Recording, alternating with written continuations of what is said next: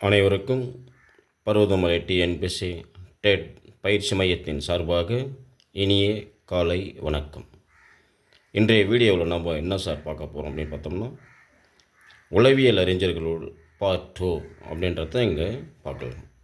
ஆசிரியர் பெருமக்களுக்கு லெசன் 1, 2, 3 இந்த 3 லெசனில் இருக்கக்கூடிய உளவியல் அறிஞர்கள் யார் யாருன்றதை இங்கே டெப்த்தாக கொடுத்துருக்கும். 1 by 1 பார்க்கலாம். இதில் போன வீடியோவுடைய தொடர்ச்சியில் இப்போது கல்வி உளவியல் வரம்பு 3 வகையாக பிரித்தவர்கள். கோல்ஸ்னிக் 7 வகையாக பிரிச்சிருப்பார். HC லிண்டர்கிரேன் 5 வகையாக பிரிச்சிருப்பார். காரியாசன் மற்றும் அவரது நண்பர்கள் 4 வகையாக பிரிச்சிருப்பாங்க. இது பேப்பர் 2க்கான கொஷின். Very very important. கல்வி உளவியல் 3 வகையாக வரம்புக்குள் கொண்டு வந்தவங்க யார் யாருன்னு கேட்போம். வளர்ச்சி, முதிர்ச்சி, கற்றல், இது 3ம் இணைந்ததே முன்னேற்றம். வளர்ச்சி, முதிர்ச்சி, கற்றல், முன்னேற்றம் சொல்லுவோம். இது பேப்பர் 1க்கான ஒரு வினாவாக அமையும். முதிர்ச்சி என்பது ஆற்றல் மற்றும் தகுதி என கூறியவர் RB கேட்டல். முதிர்ச்சி என்பது ஆற்றல் மற்றும் தகுதி என கூறியவர் RB கேட்டல். முதிர்ச்சி, கற்றல், முன்னேற்றம் ஆய்வு மேற்கொண்டவங்க 2 பேர். இது பேப்பர் 1க்கு எதிர்பார்க்கக்கூடிய வினா. WN கெல்லாக், LN கெல்லாக், இவங்க 2 பேரும் முதிர்ச்சி, கற்றல், முன்னேற்றம் ஆய்வு மேற்கொண்ட உளவியல் அறிஞர்கள். மனவெழுச்சியின் வெளிப்பாடு சமுதாயத்திற்கு சமுதாயம் வேறுபடும் என கூறியவர் கெய்சா மற்றும் மார்கரெட் மீட். இவங்க மனவெழுச்சியானது சமுதாயத்திற்கு சமுதாயம் வேறுபடும் என கூறியவர்கள். புலன் உறுப்புகளின் தொகுப்பே அறிதிறன் என கூறியவர் கெய்சா. அடிப்படை மனவெழுச்சி எது அப்படின்னு பார்த்தோம்னா, சினம், மகிழ்ச்சி, துயரம், அச்சம். இந்த அடிப்படை மனவெழுச்சி குழந்தைகளிடம் குமரப்பருவத்தில் அதிகமாக காணப்படும் சொல்லுவாங்க. அடிப்படை மனவெழுச்சியை வகைப்படுத்தியவர் யாருன்னு கேட்டால் JP வாட்சன். தற்கருத்து மனவெழுச்சி எடுத்துக்காட்டு பெருமிதம், அவமானம், குற்ற உணர்வு. இது 3ம் தற்கருத்து மனவெழுச்சி. சமூக உள வளர்ச்சி 8 நிலைகளாக பிரித்தவர்.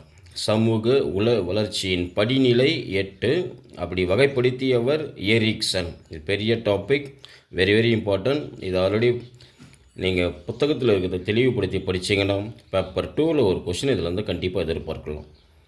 அறிவு வளர்ச்சி, மனவெழுச்சி வளர்ச்சி, சமூக வளர்ச்சி. அறிவு, மனவெழுச்சி, சமூகம், இது 3ம் சேர்ந்ததே ஆளுமை என கூறியவர் ஜீன் பியாஜேவுடைய கருத்து ஒரு கொஷின் எதிர்பார்ப்போம். ஒழுக்க வளர்ச்சியை அறிமுகம்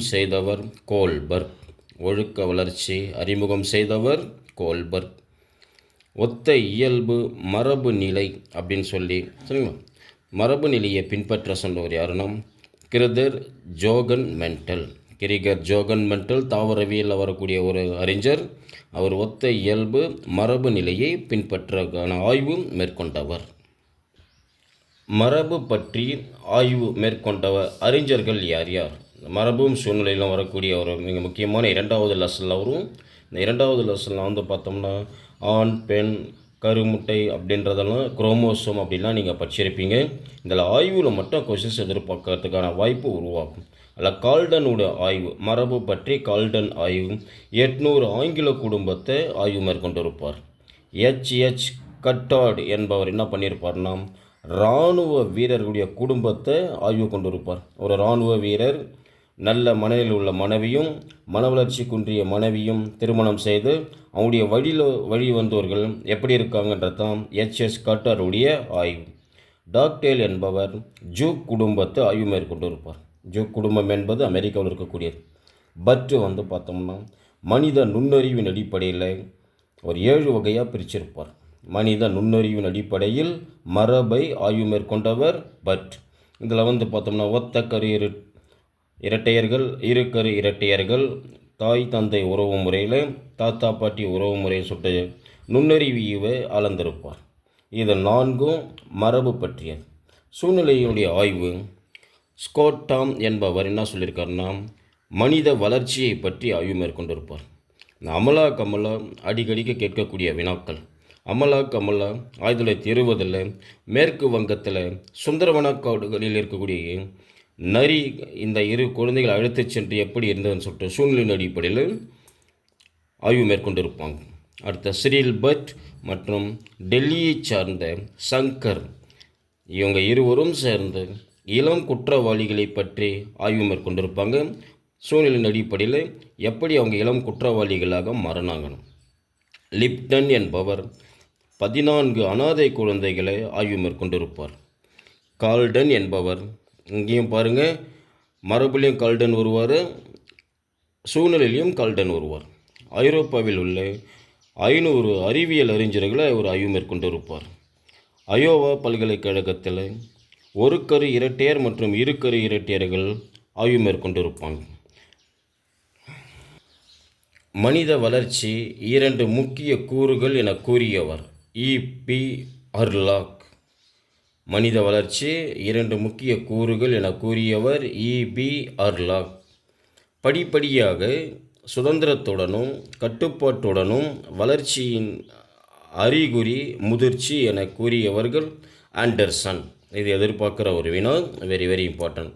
இதுக்கு அடுத்து வரக்கூடியதில் இதிலிருந்து பேப்பர் 1 அல்லது பேப்பர் 2 அல்லது டிஆர்பி எழுதக்கூடிய நபர்களுக்கு இதிலிருந்து ஒரு கொஷின் எதிர்பார்க்கக்கூடிய.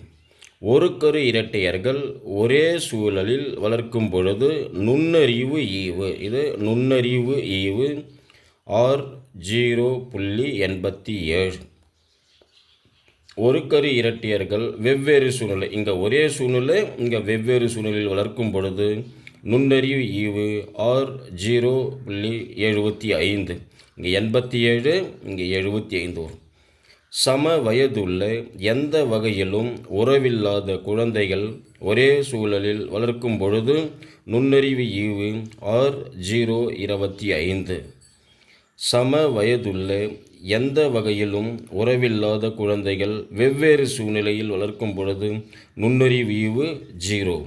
இதில் பார்த்தோம்னா நுண்ணறிவு ஈவு 0, மீதி இருக்கக்கூடிய இதில் 4 ஒரு கொஷின்ஸ் நமக்கு எதிர்பார்க்கக்கூடிய வினாக்களாக இருக்கும்.